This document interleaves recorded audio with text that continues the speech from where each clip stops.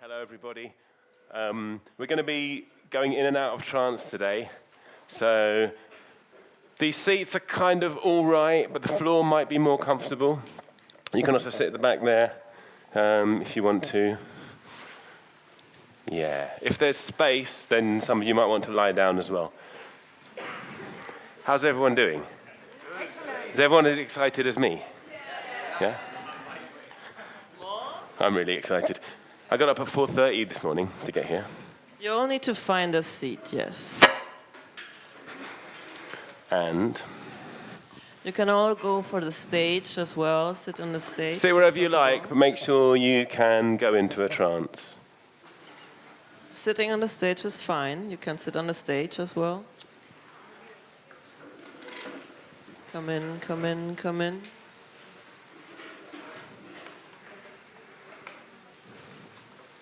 You're very popular, Danny. Yeah. It's the demons, it's not me.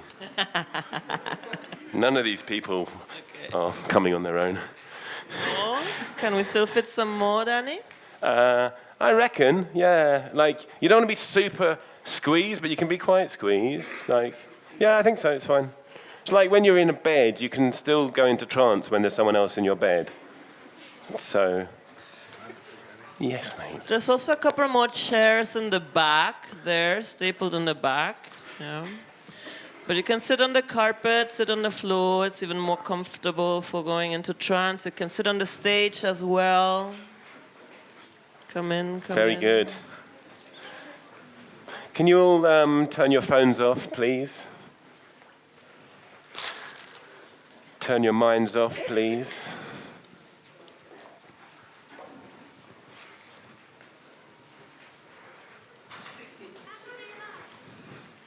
Okay, what do you We'll think, get there. Danny? Are we at capacity now? I'm just greedy, that's the thing. Really? Oh, you see. There's a couple more spots on the stage wait- there. Can you wait a minute? Like, See if you can. You want to be able to like sit comfortably. That's it. And I want to be able to walk around about this much. I can get on the stage actually. That's all right. I can stand up there and feel important.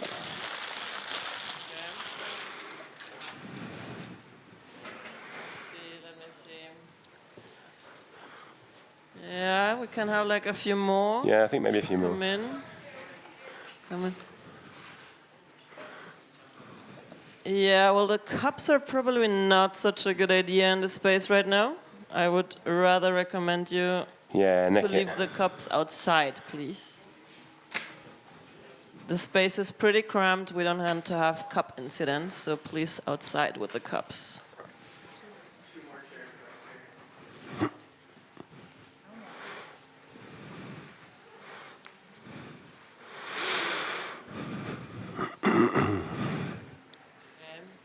How's it looking, Danny? Do you see some spots over here in the back? In the back, Yeah. there's a little bit of space. If you've got room for a human to sit comfortably next to you, with a couple of demons Please, either no side, food. then just wave.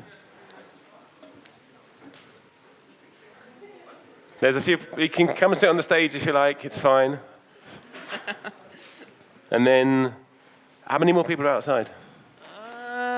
I think it's getting to the end of the queue now. Yeah, yeah. All right, cool. Something the lady with the hat will be the last one here. Yeah, but we see if we can fit you. So you can also go up to the stage, sit behind Danny on the stage, make your way to the back over there. There's some seats over there still. Would you do me a favor? Sit on the floor. Before you're into trance, while I'm just kind of explaining, can you take a few photos? All of right. me? The code, last if you need one. it, is That's it. 149414. 14. It's all the ones on the left, down.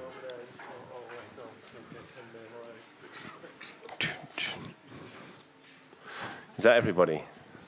That's everybody, but everybody needs to get seated still. So there's no standing. Find a place, find a place. Yeah, sit down. There's a couple of spaces behind me. You can sit over there if you like. You can sit there if you like. I'm going to stay still. All right, good. All You got right. Welcome, Danny. I'm amazed. What a crowd you get. So popular. I think he doesn't really need an introduction as popular as he is, but Nemu here is a very versed magician and hypnotist, a palmist. He's also very funny, entertaining. He's an author as well, has written a book called Science Revealed, so about going into like revelation, scientific approach to revelations, and neuropolitics. No, that's leery. Neuroapocalypse. Yeah, so this is also about psychology, neurology, and magic. And what's happening tonight, no, it's not night yet, this afternoon though, it's a little bit of Hypno Magick. So he's gonna take you into the space of like, how can you regain control of your own mind by mixing Hypno Magick with evocation work, calling on the spirits, taking claim of your own shadows and demons, so that the advertisers and spin doctors of this world cannot manipulate you so easily anymore. Big applause for Nemu.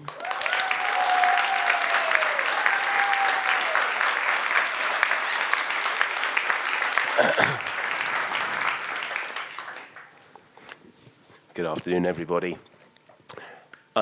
I got up at 4:30 this morning to get on a plane to come here, and I'm still just arriving. So I'm just going to invite everybody here, because we're going to be doing some trance work today. We're going to be relaxing, going deeper. So I'm going to invite everyone just to retrace your steps to this part of Berlin. Just walking to the building, going to some lectures, finding your way into this room and this session, and then just find your way into your body as well. So bring your attention to whatever's touching the ground, and then just fill your body up with your attention from the ground up. So up through your legs to the knees, up to the waist, and then up through, up to the ribs, to the shoulders. Send a wave of attention down to the tips of your fingers, and then all the way up to the top of the head.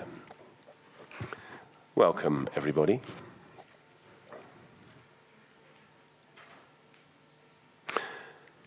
Can I just have a show of hands of people who have not experienced hypnosis before?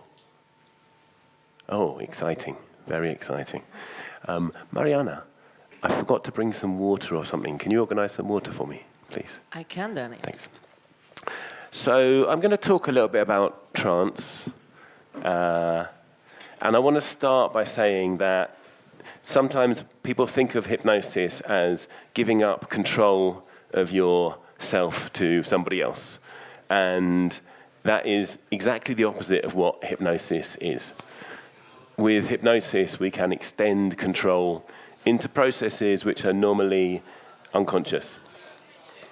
So we can go down into our deep minds, and we can affect the... They've started already, the spirits are here already. What's going on? Who brought her here? So you can go down into the functions of the body which are normally beyond conscious control. So we can slow the heartbeat down a great deal. We can cut off the blood flow or massively reduce the blood flow to different parts of the body. And hypnosis was very useful in amputation and medicine, because as well as being able to shut off pain in the body, it can also close down the sensation of pain, but also the flow of blood. And we can also move into stories which are normally unconscious. So we have a lot of things going on in the deeper levels of our minds. An example would be a phobia. I treated someone as a hypnotherapist once who was needle phobic, and she'd been diagnosed as diabetic, so she had to have an injection every day. And she was going to move to next door to a friend who would inject her every day because she would faint or scream when she saw needles.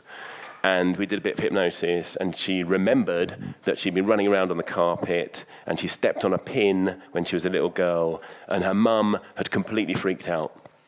and her cortisol had spiked, and then that trigger of pins and needles stayed like that and was a phobia for the rest of her life, really, until we did a little bit of work, and 3 sessions later, we managed to unhook that unconscious response to a trigger. And that's what you can do with going into trance. And it's very easy to go into trance. If you can go to sleep, then you can... Oh, thank you. Thank you. If you can go to sleep, then you can go into trance.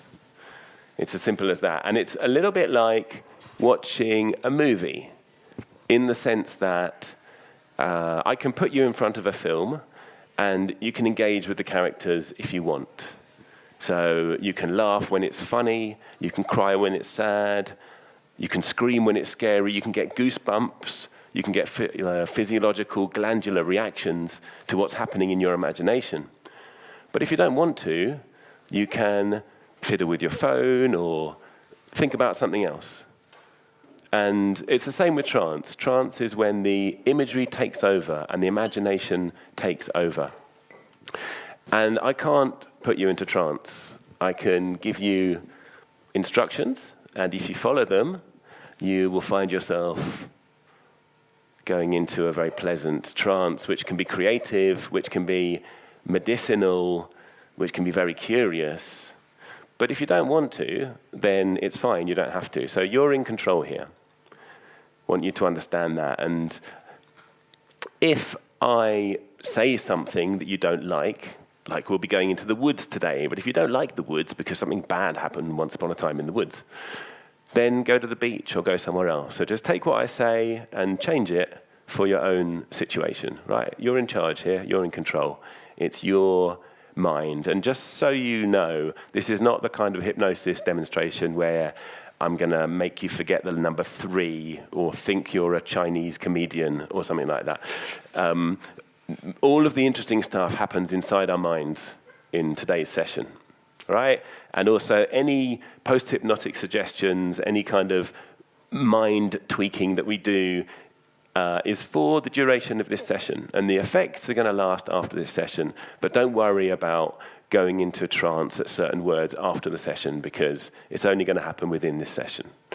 So, just before I start, does anyone have any concerns or serious questions about hypnosis before we go?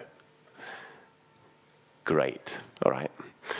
Really good. So let's talk about hypnosis a bit more. Hypnos is the god of sleep. And an embedded command is something which hypnotists use. It's a command like, you don't have to buy this book. And what the mind hears there is, you don't have to buy this book, but certain parts of the deeper mind hear, buy this book. So in hypnotic language, we use embedded commands quite a lot. So, for example, Hypnos is the god of sleep. The god of sleep. Hypnotists are fond of repeating themselves, so I'm going to be repeating myself quite a lot today. And we use embedded commands to kind of find our way around the conscious mind, a little bit like the way we use sigils to find our way into the powerhouse of the unconscious, or the powerhouse of the hidden. When I'm talking about the unconscious, I'm not necessarily talking Freud here. I'm talking about everything which we're not immediately aware of.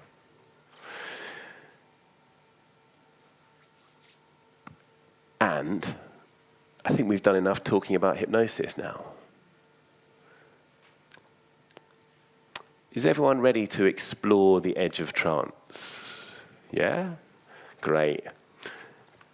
Can you make yourselves comfortable? So just, if you've got something on your lap or something, put it down, You can wiggle around to make yourself comfortable. You can also wiggle around while you're in trance.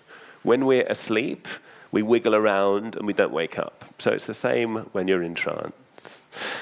So make yourself comfortable. And what I'd like you to do is I'd like you to begin by just fixate your gaze on a point in front of you and a little bit up. So find a point on the wall or somewhere and just put all of your mind into that point now. That's right. Notice what it feels like to focus all of your mind into that point. That's good. And notice that as you focus, the breath becomes easier and easier, more and more comfortable, calmer and calmer. That's right, really good. And today I don't want you to worry about, am I doing this right? Does I feel it? Does this feel right? Am I responding correctly? None of that is something for you to think about. If you're listening to my voice, if you're following my words, you're doing the right thing. So putting all of your attention into that point. And in a moment, I'm going to ask you to move that point of focus to a point halfway between the wall and your eyes in the air. So go ahead and do that now. That's right, really good. And you might find that your eyes are getting a little bit more sleepy, a little more tired and blinking. And I don't want you to close your eyes just yet. When you close your eyes, you're going to go into a nice, deep, comfortable state of hypnosis. But for the time being, just keep your eyes open, fixated on that point. And if any noises happen in the room around you, they're not going to disturb you. They're just triggers for you to relax deeper and deeper with every breath. And if any thoughts pass through the mind, they're not going to disturb you. They're just triggers for you to relax deeper and deeper with every breath. Really good. You're doing very well. And in a moment, I'm going to ask you to shift your attention to 1 inch in front of the eyes. And you can go ahead and do that now. And notice how it feels to put all of your mind into that one point. A great magician, Aleister Crowley, described magic as the art of pointing everything at one point. The symbol of magic is the wand, which is a straight wand. If you're familiar with the 7 of wands in tarot, it's a bent wand. But all the other ones where the energy is going is a straight wand. Because the direct force of attention is powerful and can push through the veils. Point fixation is a really nice way into the imaginal zone. You know, we put all of our attention in that one point. A bit like, you know, if you want to hammer a nail into the wall, it can't be a bent nail. We have a straight nail and it works to penetrate through. That's really good. And in a moment, I'm going to ask you to shift your attention to 1 inch behind the eyes. You can go ahead and do that now. And just let the eyes close. And put your mind at the point at which consciousness arises. That's right. Notice what it feels in there. Notice what it feels like. And then just take your attention up to the top of the head.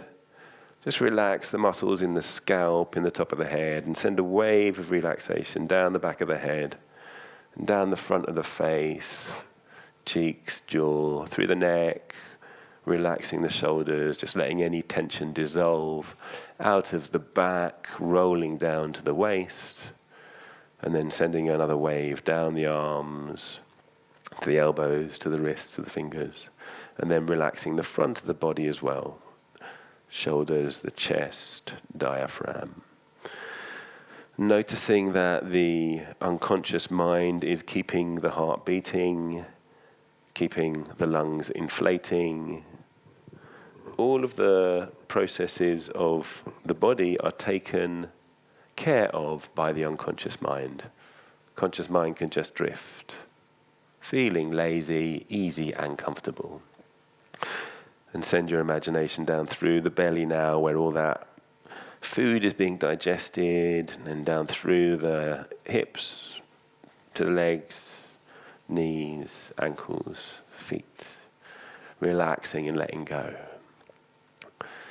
Really good. And my voice goes with you, and the deeper you go, the better you feel. And the better you feel, the deeper you go. Good, you're doing really well. I just want to say one more thing about lining things up in a row. The word for word in Hebrew is dabar or davar. And the root of that word is to line things up in a row. And a word is a series of letters or a series of sounds which has a meaning. Dabar. It's where we get the word abracadabra from. Abracadabar. As I speak, I create. And that's what we do when we're working with trance. As we speak the world comes into our imagination, and then our imagination pours magic into the world to create the world that we engage with. And let's just have a look at the power of word and the power of your words conceptualized inside your own mind. And we're going to do that with your imagination. So what I'd like you to do now is imagine what it would feel like to tense your hand, to tense your fist as hard as you possibly could. So hard, so tight that it just couldn't get any more tense. And if you can imagine that, just nod your head for me to tell me you can. Good. And then I'd like you to imagine the opposite, which is relaxing your hand so totally and completely that it just couldn't get any more relaxed. And if you can imagine that, just nod your head for me. Very good. Now that's the level of relaxation we want to get. And we want to start on the eyelids, which are the smallest muscles of the body, and it's very easy to relax totally and completely your eyelids. So totally and completely that they just wouldn't want to open. And in a moment, I'm going to ask you to test those eyes to see that they won't open. And of course, they're your eyes. You can open them whenever you like. You're in control here. And we do that every day, but I don't want you to do that today. Today, I want you to try something different and test your eyes to see that they won't open. And you might find that the eyebrows move a little bit. But when you're ready, I want you to hold on to that relaxation, stay in control of that relaxation, and go ahead and test those eyes to see that they won't open. That's good, really good. Sometimes it might take a couple of tests. So go ahead one more time, just relaxing totally the eyes, so totally, completely they just wouldn't want to open. That's right. And when you're ready, when you're holding on to that relaxation, when you're staying in control, just give them a test to see that they won't open. Really good. And then you can stop testing now, and then take that relaxation and send it up over the eyebrows, up through the forehead, up to the top of the head, and then just send a massive wave of relaxation down through the body, through the head, shoulders, chest, waist, down through the legs, out to the feet, all the way down, relaxing and letting go. Good, you're doing really, really well. If you're following my words, you're doing everything you need to do. And what we're going to do now is double that relaxation. And the way we're going to do that is I'm going to count to 3. On 3, you're going to open the eyes. And then I'm going to count 3, 2, 1. And on 1, you're going to close the eyes and go twice as deep. So go ahead. 1, 2, 3, open the eyes. 3, 2, 1, all the way down. Relaxing and letting go twice as deep as you were before. Really good. You're doing a great job. We're going to do that a few more times, each time going twice as deep. So 1, 2, 3, open the eyes. 3, 2, 1, all the way down, deeper and deeper. And the deeper you go, the better you feel. And the better you feel, the deeper you go. 1, 2, 3, open the eyes. 3, 2, 1, all the way down, relaxing, letting go. That's right. 1, 2, 3, open the eyes. 3, 2, 1, all the way down, deeper and deeper. All the way down. And this last time we do that, I want you to go just as deep as you feel comfortable in this moment. 1, 2, 3, open the eyes. 3, 2, 1, all the way down. Really good. And just take your mind into the woods now, if you like the woods. We're walking in the woods. And I want you to feel what the ground feels like beneath your feet as you walk. That's right. how do the leaves feel? How does the ground feel as you walk? And what does the air of that environment feel like on your skin as you walk?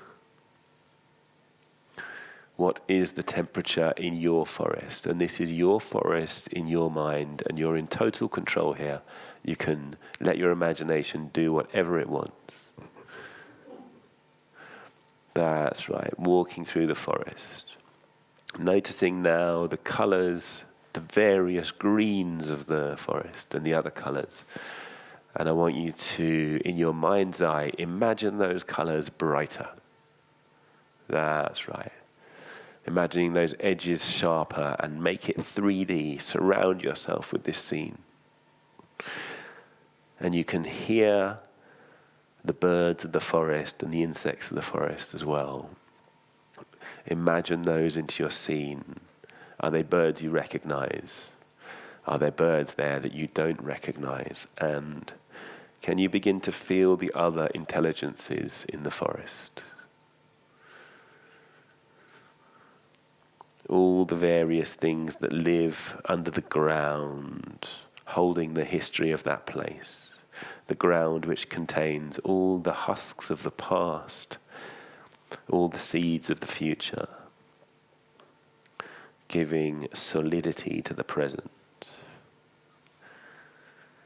That's right. And what smells of the forest can you imagine as you move and walk? That's right. I wonder if you can even hear the river flowing through the forest. Little stream. That's right. And I want you to just follow that stream for a little while. Perhaps you can bend down, just put your fingers in the water and notice what it feels like. The coolness on your fingers. That's right. We're going to follow that stream down now. Just walking. Really good. Until you begin to notice that this is becoming a pathway and the light coming through the canopy is like little darting light this way and that. And you're following, walking gradually, going deeper and deeper and deeper with every step into your imagination, into the imaginal zone where all the magic is held. And you can see the light moving on that path. And it covers the path with a brilliant golden hue, a golden tone as you walk. And you know that you're walking somewhere very special. Really good. As you're walking, you notice up ahead a hut. That's right, it's a magician's hut. And whatever that looks like in your mind, make it clear to you. Build that into your vision. And we're approaching that hut. You're getting closer, and you can feel the power of that hut, of that little house, or whatever it looks like in your mind. And as you come closer, you notice it has a very large tree in front of it. And you stop for a moment and you put your hand on the bark of the tree and you just feel the texture of the tree, and you run your hand around the tree as you walk around it, and you notice that it's a hollow tree. It's got a space in the middle, and it's just the right space for you to sit down inside. And in your mind's eye, I want you just to sit down inside of that tree now. Notice how it feels to sit in that tree. That's right. And as you do that, you're feeling the roots going down into the ground, and you're feeling the energy of the earth coming up through the tree into your body as you merge with this environment. Really good. You're doing a very good job. In a moment, I'm going to count to 3. and I'm going to bring you just back to a waking trance, because we're in trance all the time, really, just different types of trance. But before I do that, I want you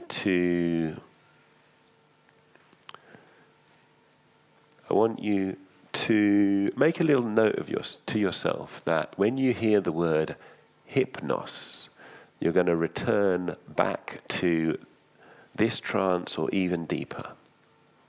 And if you understand and accept and are happy for that, I want you just to nod your head for me. Really good. And then when you're ready, open your eyes and come back to the room. Very good, people.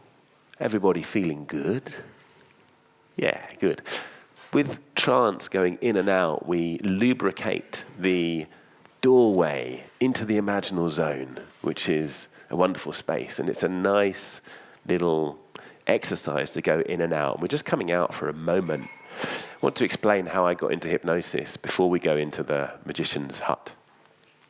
I wrote a book, this one. You don't have to buy this book, but it'd be nice if you were to look at this book and remember this book.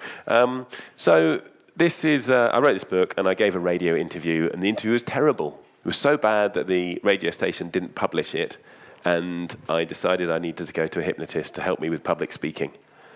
And so the hypnotist said to me, what would it look like if if public speaking was going well? And I said, well, I'd be in a cool looking building. Yes. And people would be like, leaning forward, eager to listen. Yes. And people would have paid to go there. Oh, yes. And people would have questions. And, oh, yes.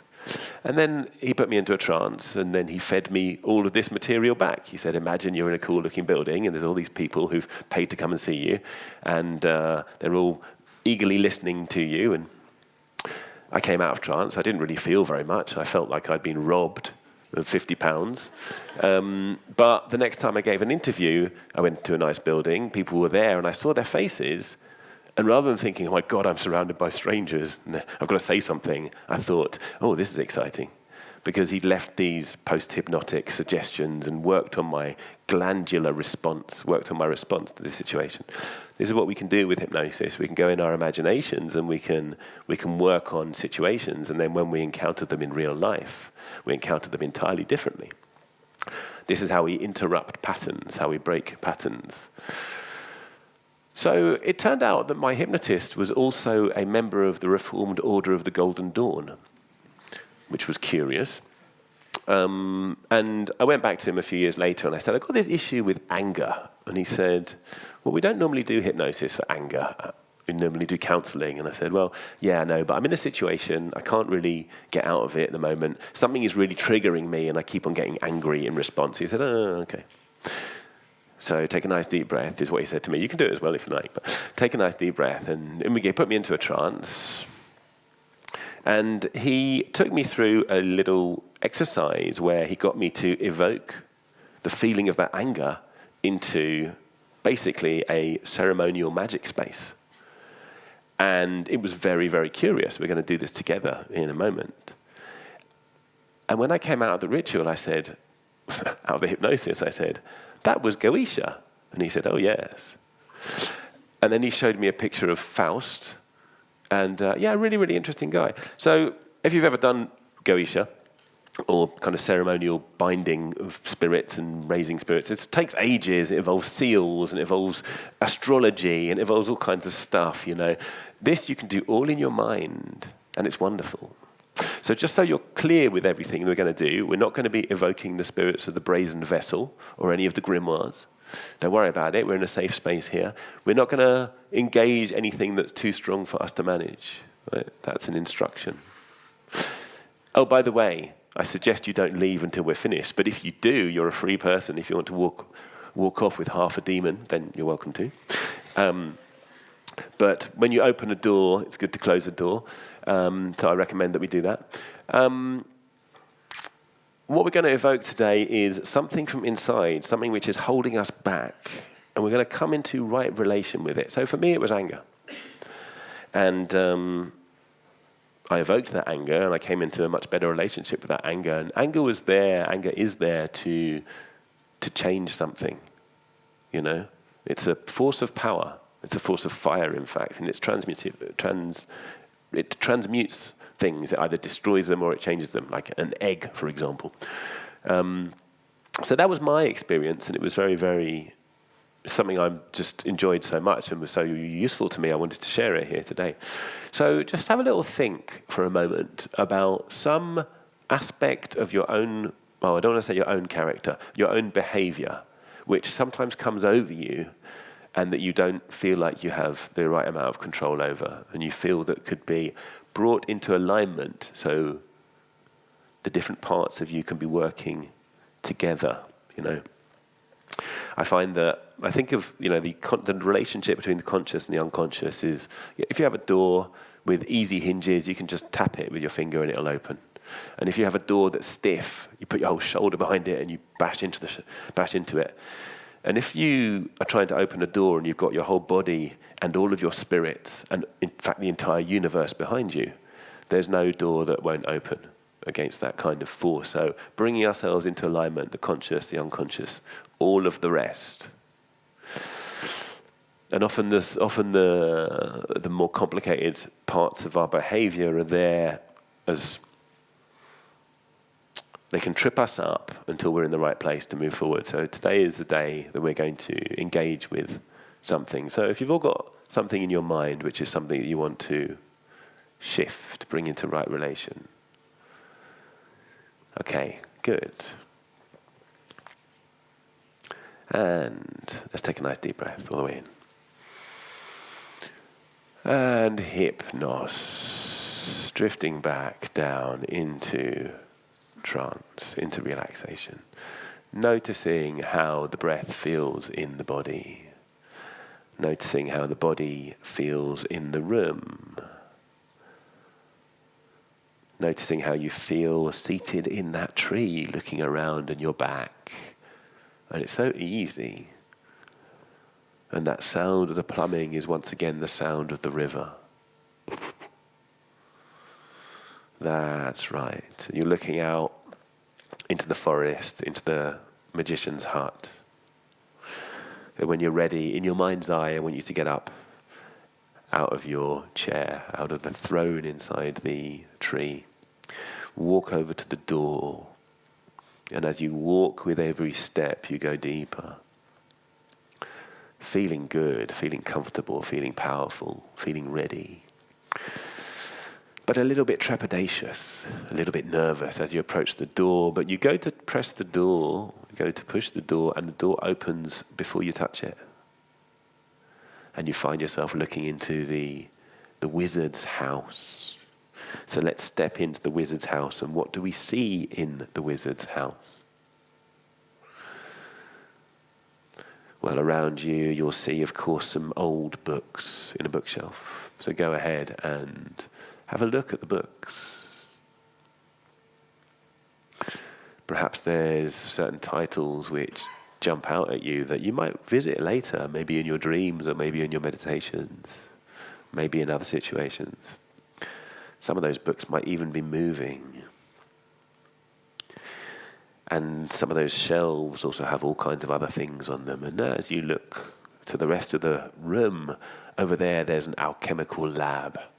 And there's glassware boiling away, steam coming out, and there's tubes, and there's coloured potions.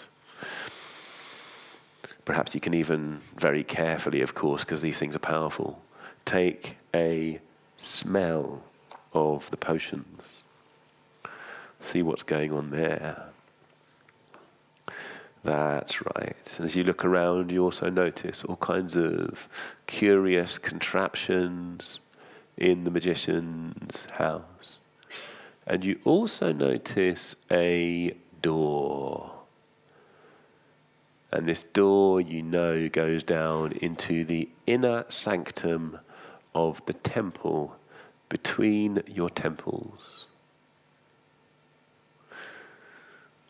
And you're very, very excited by the prospect of going through this door. And when you're ready, I want you to go approaching the door, knowing that as you reach the door, just like before, the door opens and you see a staircase going down, and just the impression of a flicker of candle light from the room at the bottom.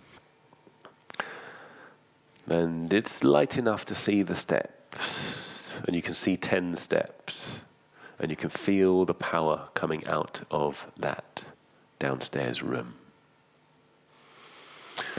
And in a moment, we're going to walk down those steps, and I'm going to count down from 10 down to 0, and each step you take is another step down. So 10, 9, 8, going deeper. 7, 6, 5, really relaxing. 4, 3, 2, coming to the temple, and 1, and 0. And you find yourself in the inner temple of the magician's hut. Perhaps there are sigils around the walls that you can see in the candlelight. Perhaps there are other things there. But what really catches your eye is the magician's gown. And as you look at it, you notice it is crackling in the dim light. It has a sheen of power to it. And you go over and you put on this gown, and it's just the right size because you are the magician. And you notice the feeling, that electric feeling, that feeling of power as you put the gown on. And you notice as you engage with it, that as you wrap yourself in it, you can just turn it up with your mind. In fact, you can imagine a zip on this gown, and as you zip it up, that tension gets higher, that power gets higher. That's right. It feels really, really good. And you notice, of course, the magical weapons. And there's the wand, which is really drawing your attention, but you remember that there is an order of these things, that we line up things properly, just like there is a way to spell a word, and there is a way to spell a spell. There's a certain grammar of magic, grammar of the grimoires. And the first operation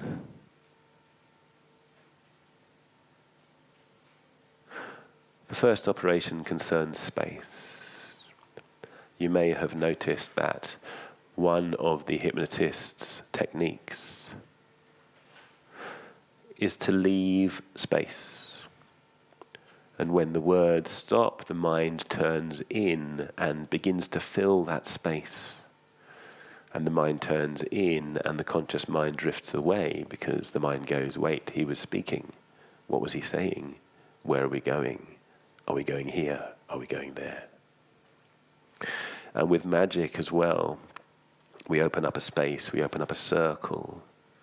And of course, nature doesn't like vacuums, doesn't like spaces.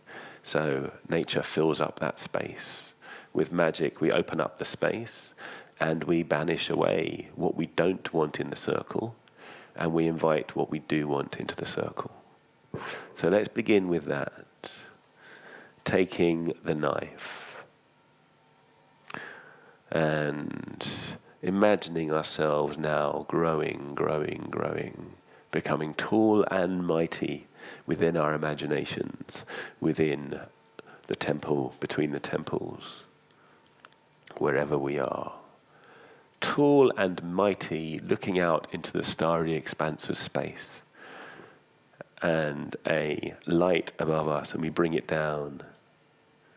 Bring that light down to the top of the head, artère, drawing that light through the head, down the neck, through the chest, belly, genitals, down, out to the feet. Malkut. creating a column of light connecting the heavens to the earth. You can feel this heavenly power descending. That's right. Putting your mind at your right shoulder now. Vagebura, drawing power across from the right to the center, over to the left shoulder. Vegedula, a cross of power centered on your chest, and you can feel the energy. You can feel it spreading out through your body from the center. Leolam, Amen. Taking your dagger now, pointing in the direction which you know to be east, I want you to trace in the air a 5-pointed star. See it shining in the air in front of you. Yahweh. Turning 1/4 turn to the right, tracing in the air a gleaming 5-pointed star in the air in front of you.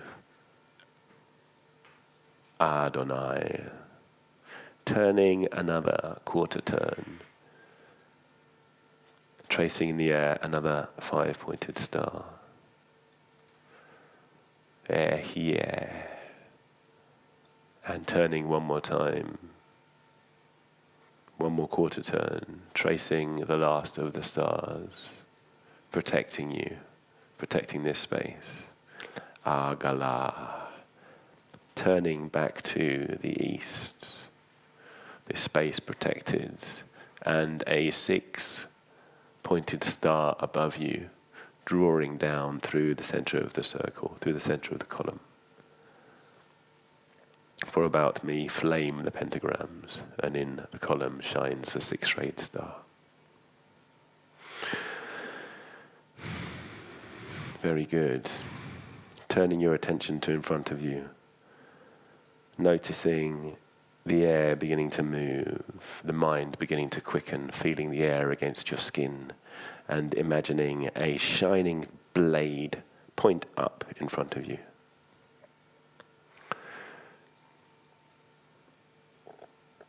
Notice how it cuts the air, notice how it speeds your mind.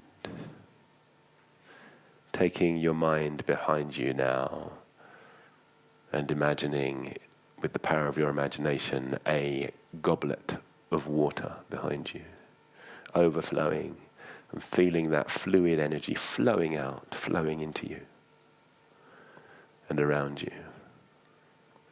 What does it do to your emotions, your feelings? Taking your attention to the right now, a blazing flame, column of flame. You can feel that oppressive heat on your skin. Taking your attention to the left, where you imagine a great boulder, heavy, solid, feeling the gravity in your own joints. These weapons, these archangels will stay for a while, but they retreat to make a bit of space. Now on the floor, let's draw, taking the wand, feeling the crackle of power in the wand.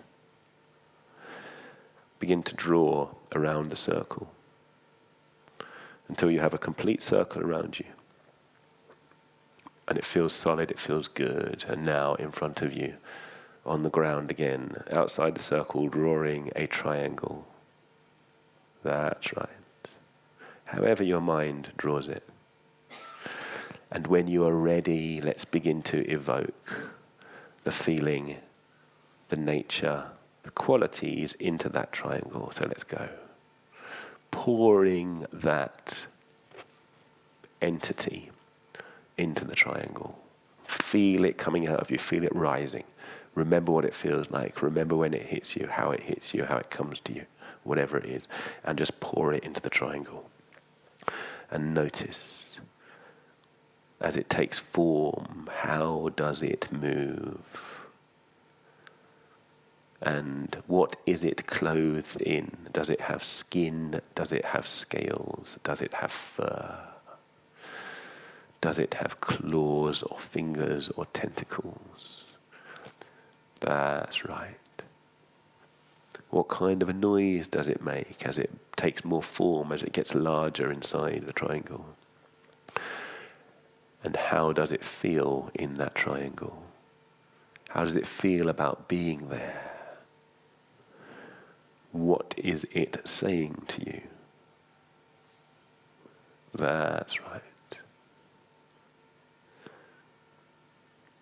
Is it obedient or disobedient? Is it fighting or is it defeated? Give it space to communicate with you as it takes its full form. Notice how you feel looking at it. How does it breathe if it breathes? That's right. And I want you to formulate in your mind now the relationship that you want with it. That's right. Noticing whatever you notice in its nature, any communication coming through, whether word or feeling or fragment of memory or vision of the future, whatever it is. And as you're engaging with it, you begin to notice that it is beginning to shrink. That's right. Just beginning to lose power. And as it does, it offers you a gift. In fact, it gives you a gift. And that gift is coming through to you now. And it could be an object, or it could be a symbol, or it could be a feeling, or it could be a word, or it could be anything. But this is a gift for you from that.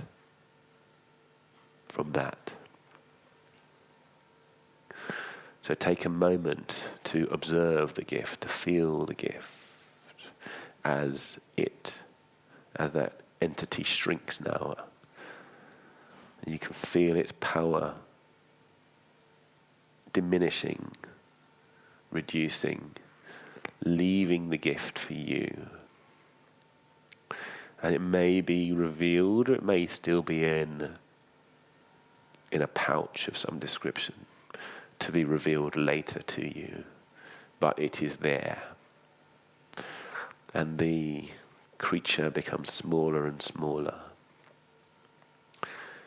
And you're starting to understand certain aspects of it. And as you go forward in the following hours, following days, following weeks, you're going to understand more and more about it. That's right. Now this gift is for you and you only. This is not to be told to anybody. Not your closest friend, nobody at all. If you want to share that you've visited the magician's chamber, if you feel like you need to, you can. But this gift is for you and for nobody else, and it will come to you as you go forward. It will illuminate questions. And you'll find that your relationship with yourself is coming into alignment, and perhaps you can already begin to feel the difference. That's right. And the coat is becoming rather heavy now. The magician's work is nearly done. But it's time to very quickly close those doors. Making sure that entity is completely vanished now, and it's away and it's gone. And I want you to point that wand at the ground and just like a hoover, vacuum up that triangle. That's right. And let's hoover up that circle as well. Rising yourself up, feeling yourself huge. Taking your mind up, drawing energy down through your head, ate, down through the body, out to the feet, malkut. To the right shoulder, Vagebara, across through the heart to the left. Vagedula, Leolam, Amen. Taking again the dagger and quickly in your mind visiting each of those pentagrams, each of those 5-pointed stars with the dagger, and just suck them back into the dagger, one in front of you. And the one to your right. And the one behind you. And the one to your left. Really good. The robe wants you to put it away now. So you leave it where you found it. Just one more swish of the wand and you put the wand down as well. This is a place you can come back to in your dreams, in your meditations, in your visitations. And you go towards the stairs, blowing out the candles on the way out. Climbing the stairs. 0, 1, 2, 3, 4, 5, 6, 7, 8, 9, 10 up into the magician's hut. Getting a feeling you might be a little bit late, so you hurry through the magician's hut, having a look at the bookcase, having a look at the alchemical flasks, taking one last look, and you go out the door and you're walking through the forest. Walking, you can feel footsteps on the ground, you can see the colours, you can smell the smells, but the birds are fading away now and the colours are fading away as well. And you look back and the magician's house isn't there anymore, but you know where it is when you want to find it. And you walk, and in a moment I'm going to count to 6. And as I count to 6, you're going to come back to this space. But you're also going to bring whatever you discovered in this journey back with you.